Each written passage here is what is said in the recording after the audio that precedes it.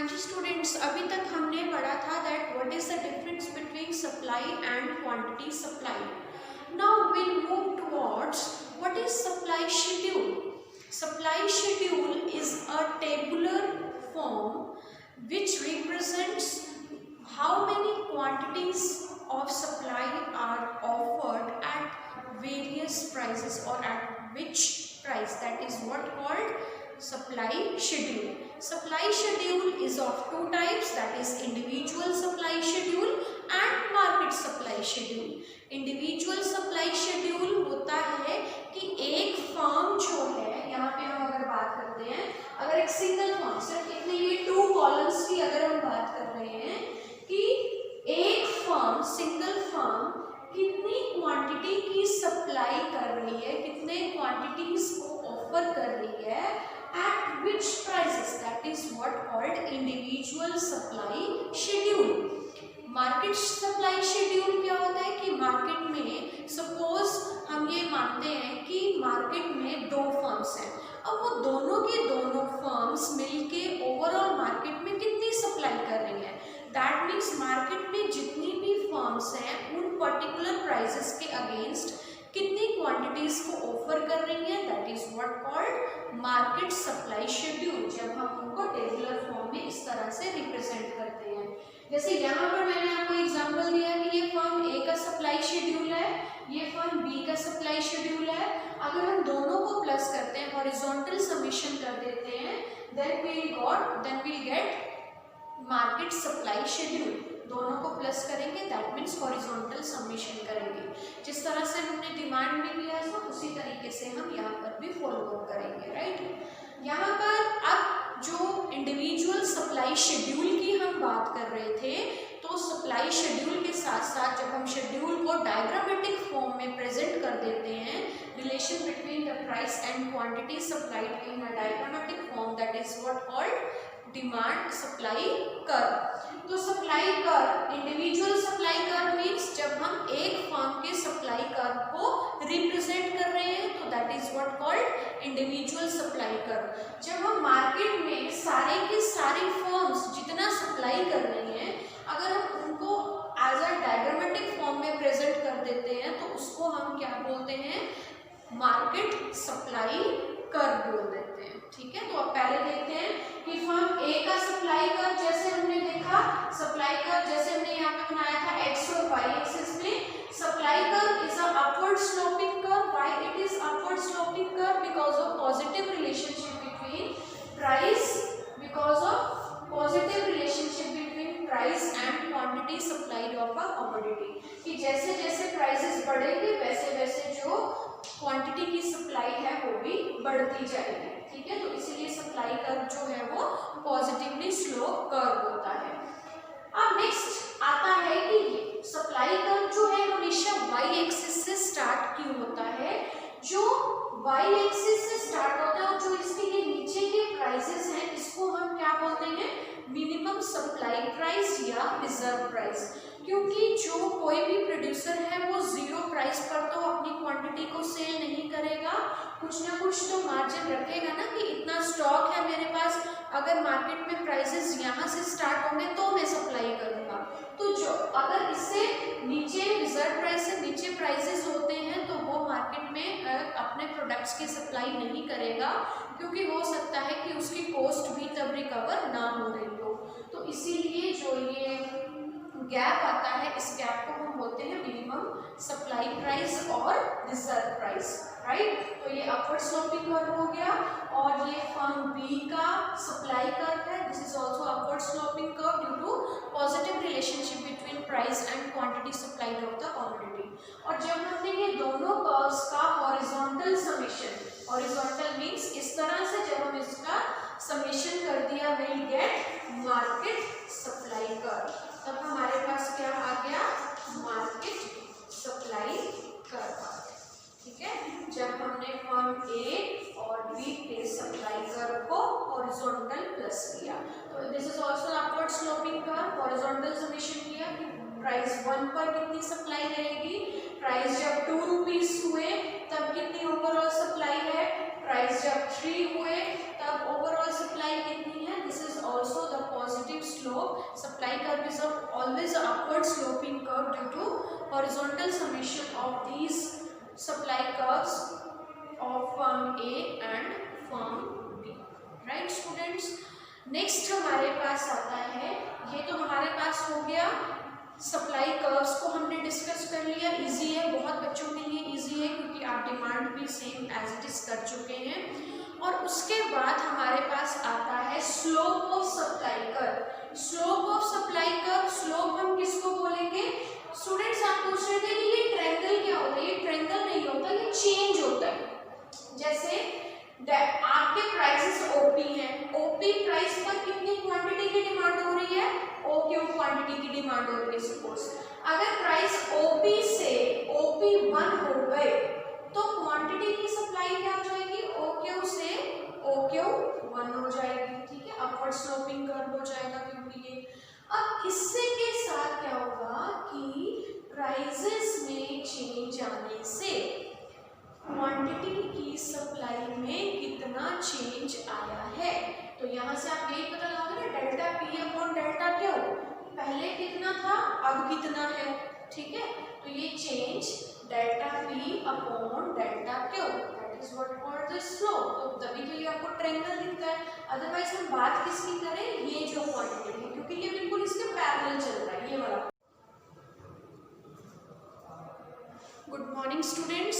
Let's start with the next topic, that is theory of supply of unit 6, that is producers, behavior and supply. ये इस unit का last topic है, theory of supply. And students, what do you understand by the term supply? supply से आप क्या समझते हो? मतलब दो हमारे पास मेन वेरिएबल्स होते हैं, डिमांड एंड सप्लाई. ठीक है, सप्लाई क्या होता है? Supply means supply of a commodity refers to various quantities of a commodity that the producer is willing to sell. Producer is willing to sell at different price of the commodity at a point of time. Supply क्या होता है कि वो quantities commodities की जो एक producer ready है cell करने के लिए मार्केट में at a particular point of time. Supply कौन करता है? अब हमें क्या सोचना है, एक प्रोड्यूसर बनकर. पहले हमने जो सप्लाई चैप्टर है डिमांड से बिल्कुल रिवर्स चलेगा. क्यों, ऐसा क्यों होगा? क्योंकि डिमांड हम चैप्टर हमने जब किया था तो एक कंज्यूमर बन के सोचा था कि कंज्यूमर क्या चाहता है, maximum satisfaction. Now what does a producer want? क्योंकि सप्लाई कौन करने वाला है गुड्स एंड सर्विसेज की? कौन करेगा? प्रोड्यूसर करेगा. And what is the main M of the producer? The main aim of the producer is to get to earn maximum profit or to generate maximum income in the economy. That is the main aim of a producer. Now next concept is what is the difference between the word stock and supply? Stock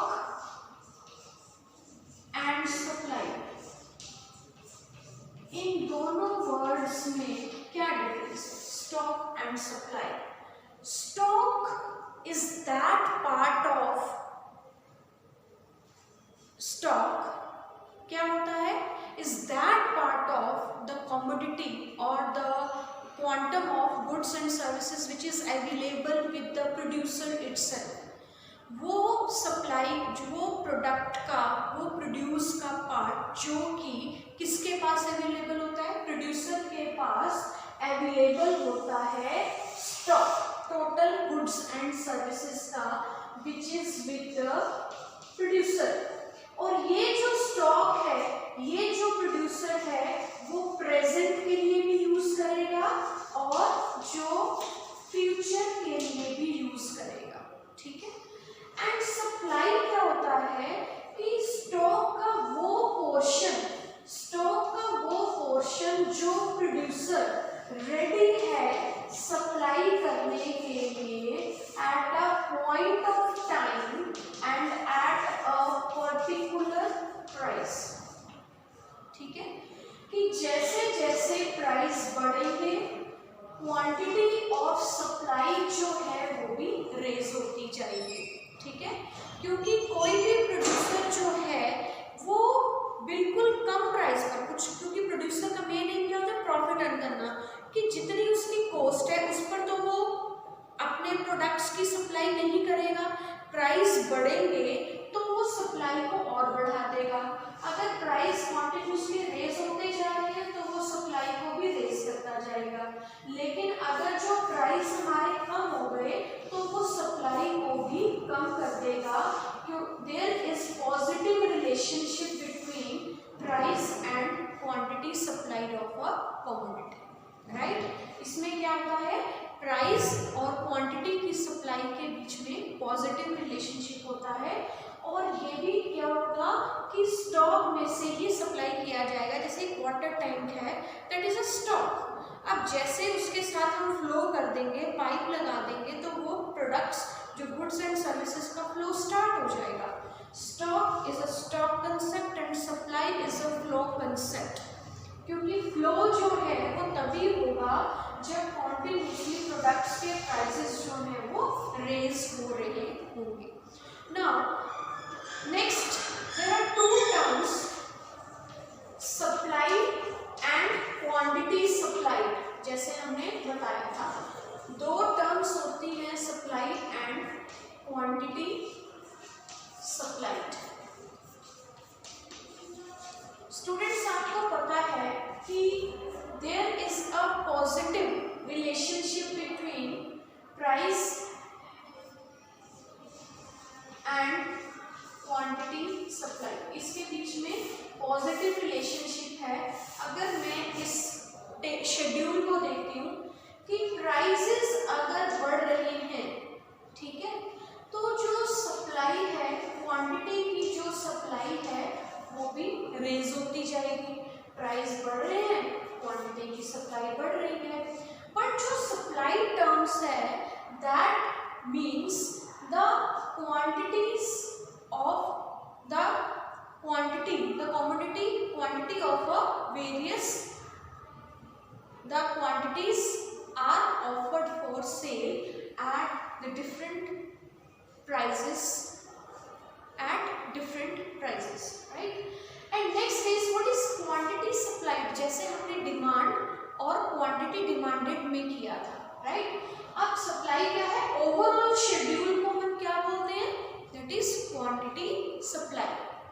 quantity की सिर्फ supply हो रही है, लेकिन quantity supplied हम किसे बोलेंगे, that how much quantities of a product is offered eight which price.